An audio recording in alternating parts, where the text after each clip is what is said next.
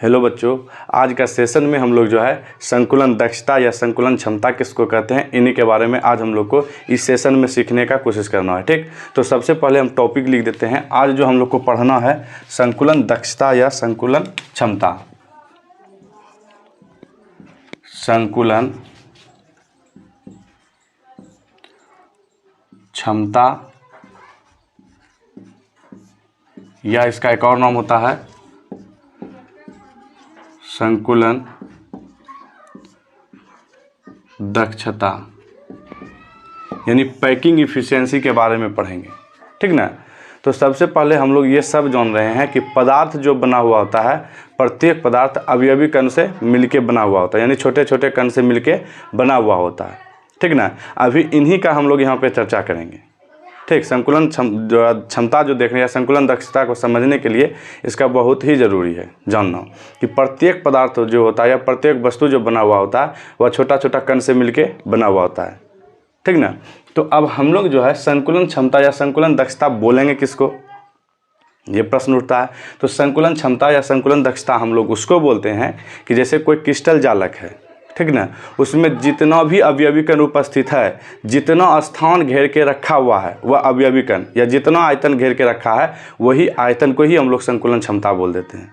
यानी कहने का मतलब है, अगर इसको हम लोग दूसरे शब्द में समझने का कोशिश करें तो हम लोग बोल सकते हैं कि जैसे कि मान लीजिए कोई क्लासरूम है, उस क्लासरूम में जो स्टूडेंट की बैठने की संख्या मान लीजिए कि जो है 200 है। ठीक ना। अब वह 200 स्टूडेंट जो वह जगह को घेर के बैठा हुआ है, तो स्टूडेंट द्वारा जितना आयतन घेर के बैठा हुआ है उसी को हम लोग बोल देते हैं संकुलन क्षमता या संकुलन दक्षता बोल देंगे। ठीक ना। तो सबसे पहले अब थोड़ा सा इसके बारे में लिखते हैं। तो जो है संकुलन दक्षता या संकुलन क्षमता हम लोग किसको बोलेंगे, अगर आपको परिभाषित करने के लिए बोल देगा तो किस प्रकार से परिभाषित कीजिएगा। तो देखिए यहाँ पे, किसी संपूर्ण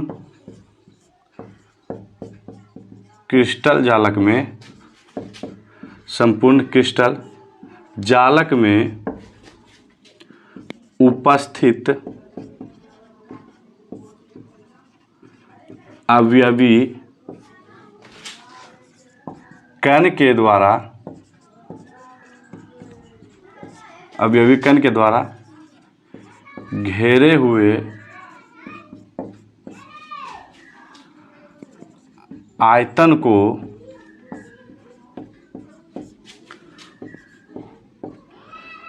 संकुलन दक्षता कहते हैं, संकुलन दक्षता कहते हैं, या इसको हम लोग पैकिंग इफिशिएंसी भी बोलते हैं। ठीक ना। तो यानी कहने का मतलब है, अब यहाँ पे प्रश्न उठ रहा है कि क्रिस्टल जालक क्या होता है। तो हम क्रिस्टल जालक के बारे में एकदम डिटेल्स में बताए हैं। आप प्लेलिस्ट में जाइए, आप आसानी से वहाँ पे आप देख सकते हैं। ऐसे थोड़ा सा हम यहाँ पे आपको समरी बता देते हैं क्रिस्टल जालक किसको बोलते हैं। तो क्रिस्टल जालक में हम आपको समझा रहे थे कि क्रिस्टल जालक हम लोग उसको कहते हैं कि जैसे एक्स, वाई और जेड में तीनों अक्ष में जब हम लोग अवयवी कण को सजाते हैं तो उसको सजाने के बाद जो जटिल संरचना हम लोग का तैयार होता है उसी को हम लोग क्रिस्टल जालक बोल देते हैं। जैसे कि हम लोग जो है बना रहे थे एक दीवार को, और जब दीवार हम लोग तैयार कर रहे थे तो दीवार को क्या कर रहे थे, एक्स एक्सिस में भी ईंट को रख रहे थे, वाई एक्सिस में भी और जेड एक्सिस में भी। तो यानी कहने का मतलब है एक जो दीवार का निर्माण हुआ है यहाँ पे, ठीक ना, तो इसको हम लोग इस दीवार को बोल देते थे कि क्या है, क्रिस्टल जालक है। अब इसी में से हम लोग क्या करते थे, एक ईंट को निकाल लेते थे इस प्रकार से, और ये जो आप सब जान रहे हैं कि ये जो आपको डायग्राम दिखाई दे रहा है ये क्या है, 3D में है, यानी एक्स एक्सिस में भी होगा, वाई एक्सिस में भी होगा और जेड एक्सिस में भी होगा। ठीक ना। तो अब इसी का पुनरावृत्त कर करके, यानी एक ईंट को ही पुनरावृत्त कर करके क्या करते थे हम लोग, क्रिस्टल जालक का निर्माण करते थे। ठीक ना। और इसमें जो अवयवी कण को सजाते थे वह प्रत्येक कोनों पे एक एक कण रख देते थे और इसको हम लोग बोल देते थे जालक बिंदु। जो प्रत्येक कोनों पे एक एक कण को रख रहे हैं ये सबको हम लोग जालक बिंदु बोल देते थे।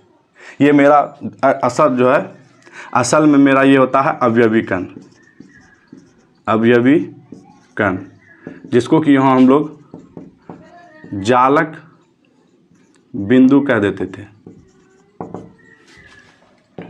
जालक बिंदु कह देते थे। ठीक ना। तो ये हम जो है एकदम डिटेल्स में बताएं, आप प्लेलिस्ट में जाकर आसानी से वहाँ पे आप देख सकते हैं, ठीक ना, इसमें कोई दिक्कत नहीं है। तो अब हम लोग को यहाँ पे थोड़ा सा ये समझना होगा कि जैसे कि मान लीजिए इसी को जब एक ईंट को निकालते थे तो इसको हम लोग एकक कोष्ठिका बोल देते थे या इकाई सेल बोल देते थे। और यही इकाई सेल जो होता था 3 प्रकार का होता था मेन रूप से, एक SCC होता था, दूसरा BCC होता था, तीसरा FCC होता था। अभी हम लोग जो है संकुलन दक्षता में हम लोग देखेंगे सबको बारी बारी से कि कितना जगह घेर के रखा हुआ है, कितना जगह खाली है, ठीक ना। ये आपका बोर्ड एग्जाम के पॉइंट ऑफ व्यू से बहुत ही इंपॉर्टेंट है, ऑब्जेक्टिव टाइप का प्रश्न यहाँ से बनता है, ठीक ना। आपको पूछ देता है कि बताइए BCC में खाली जगह कितना है, या जो है FCC में कितना भरा हुआ जगह है, या SCC में कितना खाली जगह है, इस प्रकार का प्रश्न आपको दे देता है। तो ये आपको याद रखना होगा। तो वही हम अभी बता रहे हैं कैसे ज्ञात करेंगे, ठीक ना। तो चलिए, आप नहीं देखें इकाई सेल या जो है क्रिस्टल जालक के बारे में बढ़िया से नहीं पढ़े हैं तो थोड़ा सा जाके वहाँ से वीडियो को आप देख सकते हैं, कोई दिक्कत नहीं है, ठीक ना। तो संकुलन दक्षता का एक फॉर्मूला होता है, ठीक ना। संकुलन दक्षता का एक फॉर्मूला होता है संकुलन दक्षता प्रतिशत के रूप में। तो यानी कि कह सकते हैं कि जो क्रिस्टल जालक में जो भी अवयवी कण उपस्थित है उस कण को हम लोग मान लेते हैं क्या है, एक प्रकार का गोला है। क्या है? गोला है। तो अब गोला है तो ऊपर में दे देंगे गोला का आयतन, यानी गोला जितना आयतन घेर के बैठेगा वो अब बटे हो जाएगा संपूर्ण क्रिस्टल जालक का आयतन। यानी अब हम लोग का जो संपूर्ण क्रिस्टल जालक बन रहा था उसको हम लोग क्या मान लेते थे, घन मान लेते थे। तो हम डायरेक्ट यहाँ पे लिख देते हैं घन का आयतन, अब गुना कर देंगे 100, गुना कर देंगे 100, और साथ ही साथ उस जाल में या उस जालक में कितना आपका अवयवी कण उपस्थित है उसको भी लिख लीजिए, यानी गुना कर देंगे n। तो n क्या है आपका, परमाणु की संख्या। परमाणु क्या है, अवयवी कण है, अवयवी कण है, कन्फ्यूज नहीं होना है, ठीक ना। तो अभी हम लोग जो है सबसे पहले देखते हैं कि SCC में यानी कि सरल घनीय इकाई सेल में जो आपका निविड़ संकुलन तो हम लोग पढ़ लिए हैं, यानी संकुलन दक्षता कितना होता है। सबसे पहले हम लोग जो है SCC का ही देखेंगे, यानी सरल घनीय इकाई सेल में ही देखेंगे, यानी संकुलन दक्षता। तो आप फटाक से इसको स्क्रीनशॉट लीजिए, तब हम आगे बढ़ते हैं जल्दी से। चलिए ले लिए।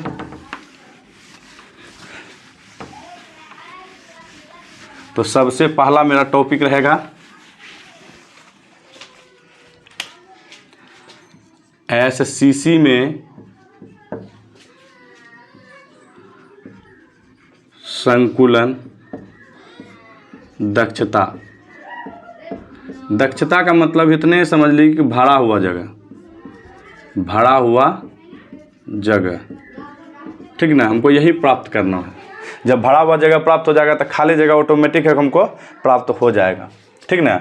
तो हम लोग सब जानते हैं कि जो आपका सरल घनीय इकाई सेल होता है इसमें सिर्फ 8 कोनों पे ही कण उपस्थित होता है, 8 कोनों के अलावा कहीं और कण उपस्थित नहीं होता है। BCC में क्या होता है, 8 कोनों के साथ साथ में एक उसका केंद्र में भी कण उपस्थित होता था। और FCC में क्या होता था कि जो है 8 कोनों के साथ साथ प्रत्येक फलक पे भी जो है आपका एक एक कण उपस्थित होता था, ठीक ना। लेकिन हम लोग बात कर रहे हैं SCC का सिर्फ, तो यहाँ पे SCC के ही बारे में पढ़ेंगे। तो यहाँ पे इस प्रकार से इसका डायग्राम बनता था।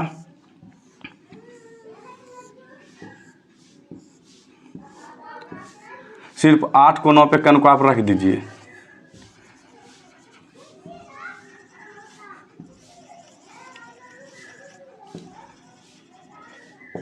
इस प्रकार से।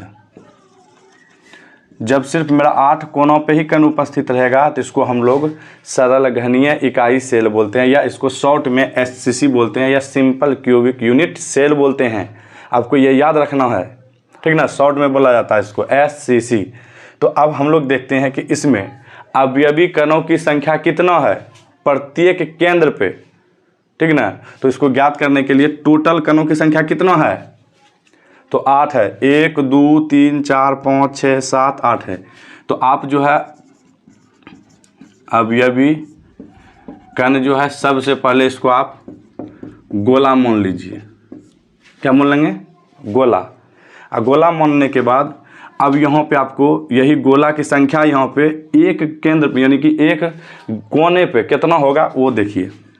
तो हम लोग लिख सकते हैं इसमें अवयवी कणों की संख्या तो जो है 8 कोना है तो 8 गुना कर दीजिए। प्रत्येक कोने का बात होगा तो 1 यानी प्रति लग जाएगा यानी 1/8 यानी गुना हो जाएगा 1/8। 1/8 और 8 कट जाएगा कितना? 1। तो इसका मतलब है इसमें गोला की जो संख्या होगा कितना रहेगा? 1। ठीक ना? आपको बहुत ही अभी मदद करेगा इसको ज्ञात करने में। ठीक ना? तो आप ये जो घन देख रहे हैं इस घन में हम सिर्फ क्या करते हैं एक फलक को ले लेते हैं यानी सामने वाला जो आपको दिखाई दे रहा है ये एक फलक को निकाल लेते हैं। तो यह जो बनेगा इस प्रकार से बनेगा ना। अब इसको बनने के बाद अब हम लोग क्या करते हैं कि जब एक कण को गोला माने हैं वह गोला एक दूसरे को क्या करेगा? स्पर्श करेगा, छुएगा इस प्रकार से।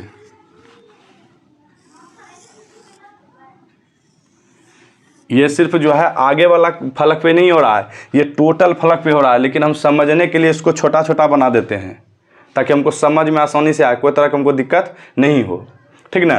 तो मान लीजिए कि जो है इस घन का एक गोला जो है यानी कि एक गोला का त्रिज्या मान लीजिए r है।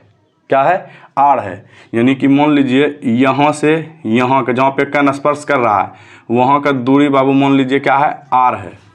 ठीक ना? तो प्रत्येक गोला जो है क्या होगा? समान रहेगा। तो उसका टोटल का जो त्रिज्या होगा क्या होगा? r ही रहेगा, कोई अंतर उसमें नहीं होगा। ठीक ना? अच्छा, हम मान लेते हैं इस घन का यानी कि एक भुजा मान लेते हैं a है तो घन है यहाँ पे तो क्या हो जाएगा? टोटल भुजा समान हो जाएगा, एक जैसा हो जाएगा। मान लीजिए एक घन का भुजा मान लेते हैं a है तो टोटल क्या हो जाएगा? a हो जाएगा टोटल a। तो भुजा कितना हो जाएगा? a हो जाएगा। तो यानी कहने का मतलब है कि एक भुजा यहाँ से यहाँ का दूरी ये हो जाएगा कि नहीं होगा? एकदम हो जाएगा। तो यहाँ से मान लीजिए है यहाँ से लेके है यहाँ तक का दूरी कितना हो जाएगा? ए होगा कि नहीं होगा? एकदम होगा।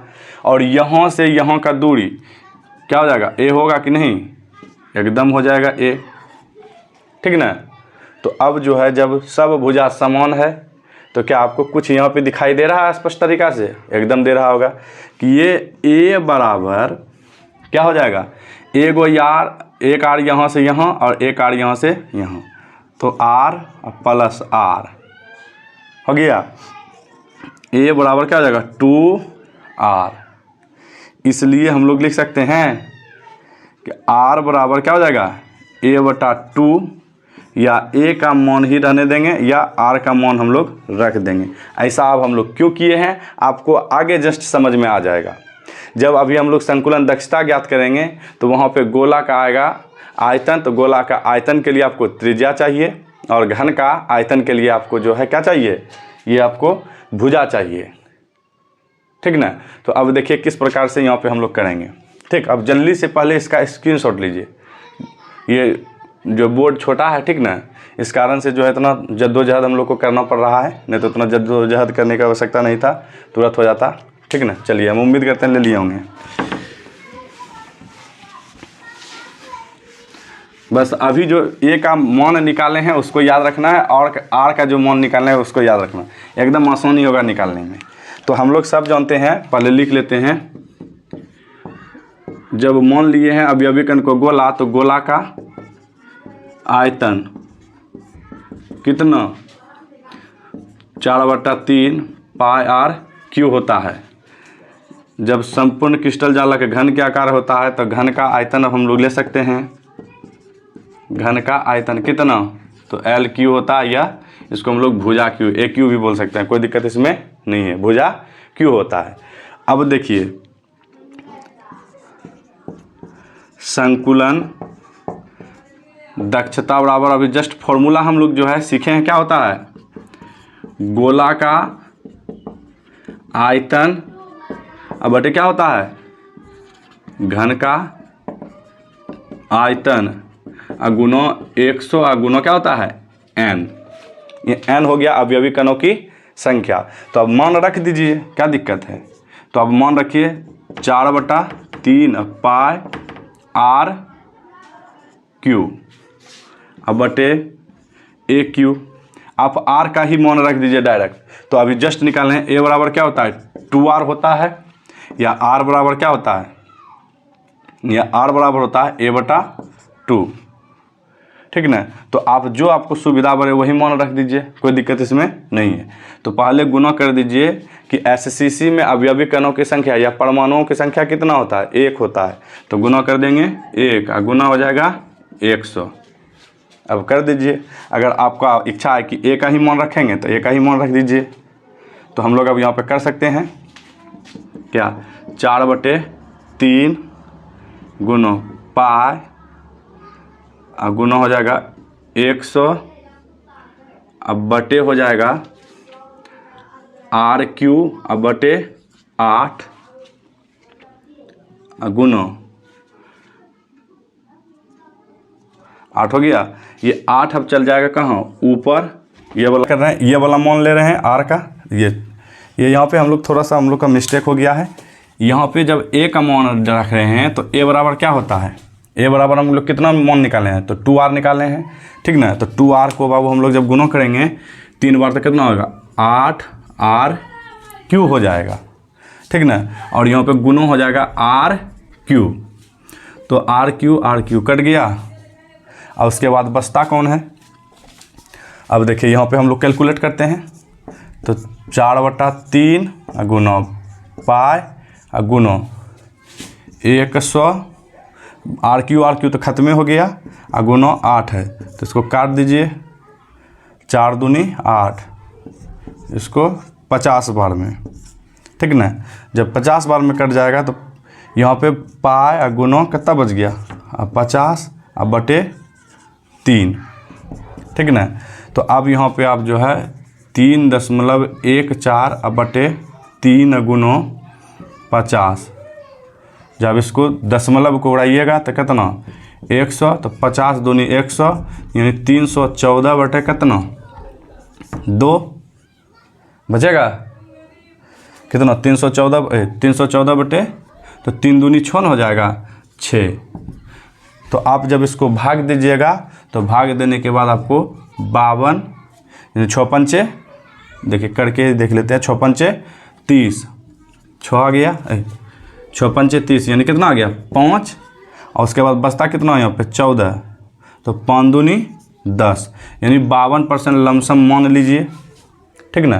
कितना 52% हम लोग अप्रॉक्स इसको मान लेते हैं, ठीक। तो आप अगर आपको अब बोल देगा कि बताइए कि एससीसी में संकुलन दक्षता कितना, तो 52% होता है। कितना 52%, यानी कहने का मतलब है कि एससीसी में अवयवी कणों के द्वारा कितना आयतन घेर के बैठा है, तो 52% बैठा है। खाली जगह कितना है, तो 48% है।